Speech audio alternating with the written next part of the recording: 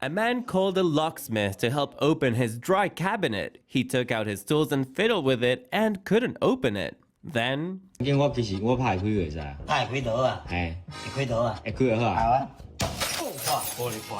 the glass shattered and Mr. Chen burst into laughter.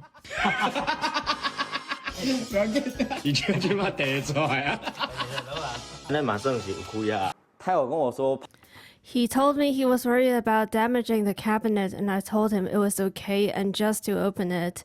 He then took a hammer and thought he could try to knock the lock open. No one thought that knocking it would break the glass.